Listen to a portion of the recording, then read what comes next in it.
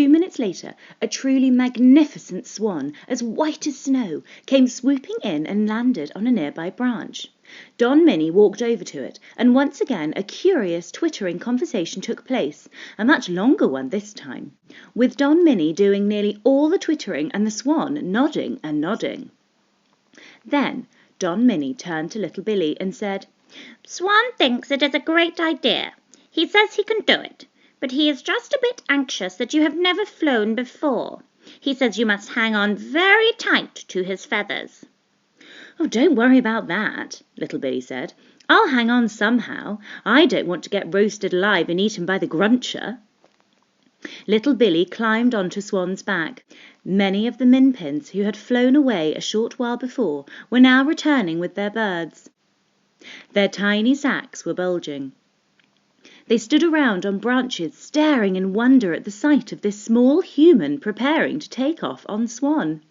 "Goodbye, little Billy," they called out. "Good luck, good luck." And with that, the great swan spread its wings and glided gently downwards through the many branches of the big tree. Little Billy hung on tight. Oh, it was thrilling to be flying on the back of this great swan.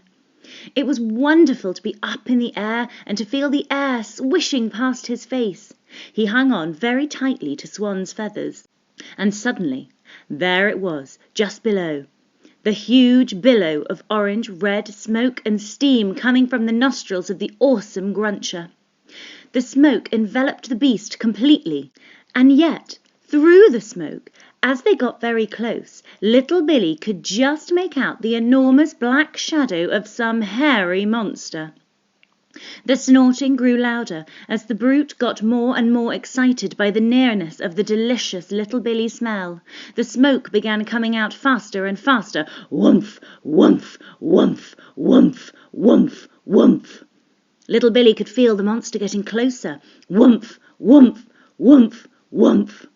Swan was flying back and forth right in front of the snorting cloud of smoke, tempting and tantalizing the beast and driving him mad with greed.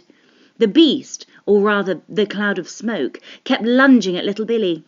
But Swan was too quick for him and jinked away every time. The snorting grew louder and more ferocious every second, and the whoomph, whoomph of thick, hot steam came pouring out, thicker than ever. Once Swan looked round to see if little Billy was all right.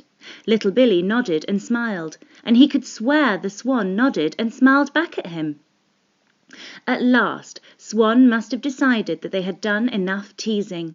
The great, thick, orange-red cloud was leaping up and down in a frenzy of hunger and desire, and the whole forest was echoing with the snorts and growls of the awesome creature. Swan glided round and headed in a straight line towards the edge of the forest, and of course the vast cloud of smoke came hurtling after it. Swan was very careful to fly low all the time, keeping just in front of the Gruncher, leading him on and on, threading a path carefully through the great trees in the forest. The scent of human food was very strong in the Gruncher's nostrils, and he must have been thinking that so long as he kept going out flat, he would catch his meal in the end. Suddenly, right there in front of them, on the edge of the forest, was the lake.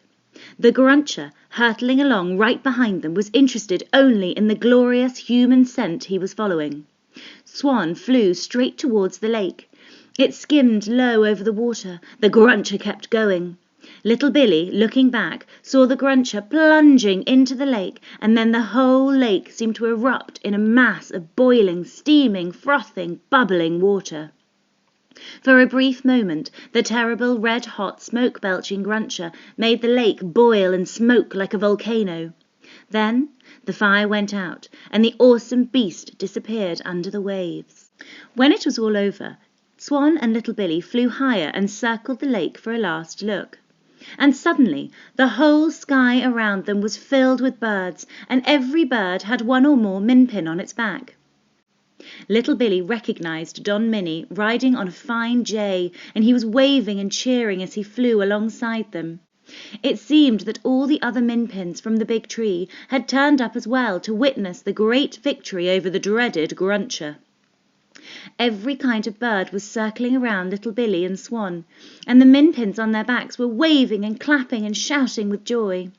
Little Billy waved back and laughed and thought how wonderful it all was. Then, led by Swan, all the birds and the Minpins returned to the home tree. Back in the tree there was tremendous celebration for little Billy's victory over the dreaded Gruncher. Minpins from all over the forest had flown in on their birds to cheer the young hero, and the branches and twigs of the great tree were crowded with tiny people. When the cheers and clapping had died down at last, Don Minnie stood up to make a speech. "Minpins of the forest," he cried, raising his small voice so that it could be heard all over the tree. "The murderous Gruncher, who has gobbled up so many thousands of us Minpins, has gone forever. The forest floor is safe for us to walk on, so now we can all go down to pick blackberries and winkleberries and puckleberries and muckleberries and twinkleberries and snoozleberries until our heart's content, and our children can play among the wild flowers and the roots all day long." Don Minnie paused and turned his eyes upon little Billy, who was sitting on a branch not far away. "But, ladies and gentlemen," he went on, "who is it we have to thank for this great blessing that has come upon us? Who is the saviour of the Minpins?" Don Minnie paused again. The Minpins in their thousands sat listening intently. "Our saviour," he cried out, "our hero, our wonder boy is, as you already know, our human visitor, little Billy!" Cheers and shouts of "Hooray for little Billy!" rang from the crowd. Don Minnie turned and spoke directly to little Billy. "You, my boy, have done a wonderful thing for us, and in return we wish to do something for you. I have had a word with Swan, and he has agreed to become your personal aeroplane for just as long as you remain small enough to fly on his back." More cheers and clapping and shouts of "Good old Swan! What a great idea!" "However," Don Minnie continued, still addressing little Billy, "you cannot go flying around all over the place on Swan's back in full daylight. Some human would be bound to see you, and then the secret would be out and you would be forced to tell your people about us. That may never happen. If it did, crowds of enormous humans would come clumping all over our beloved forest to look at Minpins, and our quiet home would be ruined." "I'll never tell a soul!" little Billy cried out. "Even so," Don Minnie said, "we cannot risk you making daylight flights. But every night, after the light in your bedroom has been switched off, Swan will come to your window to see if you'd like a ride. Sometimes he will bring you here to us. Other times he will take you to visit places more wonderful than you could ever dream of.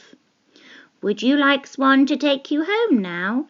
I think we can risk just one daylight flight." "Oh, gosh!" little Billy cried. "I'd clean forgotten about home. Mummy'll be in a panic. I must fly." Don Minnie gave the signal, and in 5 seconds Swan swooped down and landed on the tree. And as the great Swan spread his wings and flew away, the whole forest, not just the tree they were in, but the whole forest from end to end, came alive with the cheering of millions of Minpins. Swan landed on the lawn of little Billy's house, and little Billy jumped off his back and ran up to the living room window. Very quietly he climbed in. The room was empty. "Little Billy," came his mother's voice from the kitchen, "what are you up to in there? You've been very quiet for a long time." "I'm being good, Mummy," little Billy called back. "I'm being very, very good." His mother came into the room with a pile of ironing in her arms. She looked at little Billy. "What have you been doing?" she cried. "Your clothes are absolutely filthy." "I've been climbing trees," little Billy said. "I can't let you out of my sight for 10 minutes, his mother said. "Which tree was it?" Just one of those trees outside," little Billy said. "If you're not careful, you'll fall down and break an arm," his mother said. "Don't do it again." "I won't," little Billy said, smiling a little. "I'll just fly up into the branches on silver wings." "What rubbish you talk," his mother said as she walked out of the room with her ironing. From then on, Swan came every night to little Billy's bedroom window. He came after Billy's mother and father had gone to sleep and the whole house was quiet. But little Billy was never asleep. He was always wide awake and eagerly waiting, and every night before Swan arrived he saw to it that the curtains were drawn back and the window was open wide so that the great bird could come gliding right into the room and land on the floor beside his bed. Then little Billy would slip into his dressing gown and climb onto Swan's back, and off they would go. Oh, it was a wondrous secret life that Billy lived up there in the sky at night on Swan's back. They flew in a magical world of silence, swooping and gliding over the dark world below, where all the earthly people were fast asleep in their beds. Once, Swan flew higher than ever before, and they came to an enormous billowing cloud that was shining in a pale golden light. Once, Swan flew higher than ever before, and they came to an enormous billowing cloud that was shining in a pale golden light. And in the folds of this cloud, little Billy could make out creatures of some sort moving around. Who were they? He wanted so badly to ask Swan this question, but he couldn't speak a word of bird language. Swan seemed unwilling to fly very close to these creatures from another world, and it made it impossible for little Billy to see them clearly. Another time, Swan flew through the night for what seemed like hours and hours, until at last they came to a gigantic opening in the earth's surface, a sort of huge gaping hole in the ground, and Swan glided slowly round and around above this massive crater and then right down deep into it. Deeper and deeper they went into the dark hole. Suddenly there was a brightness like sunlight below them, and little Billy could see a vast lake of water, gloriously blue, and on the surface of the lake thousands of swans were swimming slowly about. The pure white of the swans against the blue of the water was very beautiful. Little Billy wondered whether this was a secret meeting place for all the swans of the world, and he wished he'd been able to ask the swan this question as well. But sometimes mysteries are more intriguing than explanations, and the swans on the blue lake, like the creatures on the golden cloud, would remain a mystery forever in little Billy's memory. About once a week, Swan would fly little Billy back to the old tree in the forest to visit the Minpins. On one of these visits, Don Minnie said to him, "You are growing up fast, little Billy. I am afraid that soon you will be too heavy for Swan." "I know," little Billy said. "I can't help it." "I'm afraid we don't have any bigger birds than Swan," Don Minnie said. "But when he can't carry you any longer, I do hope you will still come up here to visit us." I will, little Billy cried. "I will always keep coming to see you. I will never forget you." "And listen," Don Minnie said, smiling. "Perhaps some of us might come down in great secrecy to visit you." "Could you really do that?" little Billy asked. "I think we might," Don Minnie said. "We could trickle silently down to your house from the dark and creep into your bedroom for a midnight feast." "But how would you get all the way up to my bedroom window?" little Billy asked. "Have you forgotten our suction boots?" Don Minnie said. "We'd simply walk straight up the wall of your house." "How lovely!" little Billy cried. "Then we can take it in turns, visiting each other." "Of course we can," Don Minnie said. And that's exactly what happened. No child has ever had such an exciting young life as little Billy, and no child has ever kept such a huge secret so faithfully. He never told a soul about the Minpins. I myself have been very careful not to tell you where they live, and I am not about to tell you now. But if by some extraordinary chance you should one day wander into a forest and catch a glimpse of a Minpin, Then hold your breath and thank your lucky stars, because up to now, as far as I know, no one except little Billy has ever seen one.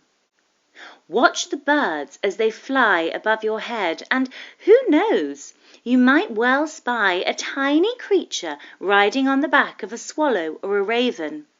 Watch the robin especially, because it always flies low, and you might see a nervous young minpin perched on the feathers having its first flying lesson. And above all, watch with glittering eyes the whole world around you, because the greatest secrets are always hidden in the most unlikely places. Those who don't believe in magic will never find it. The